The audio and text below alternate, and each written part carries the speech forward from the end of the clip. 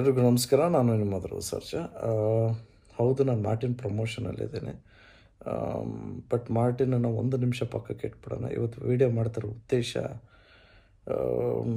2024 August 14 Indian statistics ಪ್ರಕಾರ ಪ್ರತಿ 16 ನಿಮಿಷಕ್ಕೂ ಒಂದು ಹೆಣ್ಮಗುನ ರೇಪ್ ನಡೀತಾ ಇದೆ. ಎತ್ರ ನಾರ್ಯಸ್ತು ಪೂಜ್ಯಂತೆ ರಮಂತೆ ತತ್ರ ದೇವತಃ ಅಂತ ಹೇಳ್ತಾರೆ. ಎಲ್ಲಿ ಹೆಣ್ಮಕ್ಳು ಮರ್ಯಾದೆ ಗೌರವ ಇರಲ್ವೋ ಅಲ್ಲಿ ಆ ಭಗವಂತನೇ ಇರಲ್ವಂತೆ. ನಮ್ಮದು ರಾಮ ಜನ್ಮಭೂಮಿ ಅಂತ ಕರಿತೀವಿ. ಕೆಲವು ಬಾಸ್ಟರ್ಡ್ಸ್ ಮಾಡ್ತಾರೋ ಕೃತ್ಯದಿಂದ ನಿಜವಾಗ್ಲೂ ನಮ್ಮ ಭಾರತಕ್ಕೇ ಕೆಟ್ಟ ಹೆಸರು. ಹೆಣ್ಮಕ್ಳಿಗೆ ಮಾತ್ರ ಹೀಗಿರಿ ಆಗಿರಿ, ಹಿಂಗೆ ಬಟ್ಟೆ ಹಾಕ್ಕೊಬೇಕು, ಇದನ್ನೇ ಮಾಡಬೇಕು ಅದನ್ನೇ ಮಾಡಬೇಕು ಅಂತ ಹೇಳೋದಕ್ಕಿಂತ ಒಬ್ಬ ಹುಡುಗನ್ನ ರೇಸ್ ಮಾಡಬೇಕು ಅಂದರೆ ಗಂಡು ಮಕ್ಳಿಗೂ 3 ಕಂಪಲ್ಸರಿ ವಿಷಯ ಹೇಳ್ಕೊಡ್ಲೇಬೇಕು.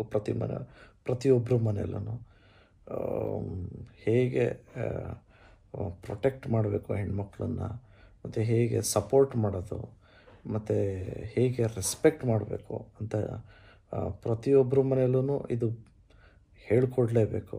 ಇಂಥ ರೇಪಿಸ್ಟ್ಗಳಿಗೆ ನಿಜವಾಗ್ಲೂ ಅವ್ರು ಸಿಕ್ಕಿ ಕಾನೂನು ರೀತಿ ಶಿಕ್ಷೆ ಆಗಲಿ ಅಂತ ನಾವು ಭಗವಂತನಲ್ಲಿ ಕೇಳ್ಕೊತೀವಿ. ಬಟ್ ಅವ್ರಿಗೆ ಯಾವುದೇ ರೀತಿ ಶಿಕ್ಷೆ ಕೊಟ್ಟರು ಆ ಸ್ಯಾಟಿಸ್ಫ್ಯಾಕ್ಷನ್ ಅನ್ನೋದು ಆಗೋದೇ ಇಲ್ಲ. ಇಂಥ ನನ್ನ ಮಕ್ಕಳನ್ನ ನಿಜವಾಗ್ಲೂ ನಡು ರಸ್ತೆ ನಿಲ್ಲಿಸಿ ಜೀವಂತವಾಗಿ ಸುಟ್ಟಾಕ್ಬಿಟ್ರು ಅದು ಆದ್ರೂ ಸ್ಯಾಟಿಸ್ಫೈ ಆಗೋಲ್ಲ. ಇಂಥ ಕಲ್ಪ್ರಿಟ್ಸ್ಗೆ ಏನೇ ಮಾಡಿದ್ರೂ ಆ ಭಗವಂತ ಇವ್ರಿಗೆ ಒಳ್ಳೇದು ಮಾಡದೇ ಇರಲಿ ಅಂತ ಮನಸಾರ ಕೇಳ್ಕೊತೀನಿ. ನಾನು ವಿಡಿಯೋ ಮಾಡ್ತಿರೋ ಉದ್ದೇಶ ಏನು ಅಂದರೆ, ನಿಜವಾಗ್ಲೂ ನಮ್ಮ ಮನೇಲೂ ನನಗೂ ಒಬ್ಬಳು ಹೆಣ್ಮಗಳು ಇದ್ದಾಳೆ.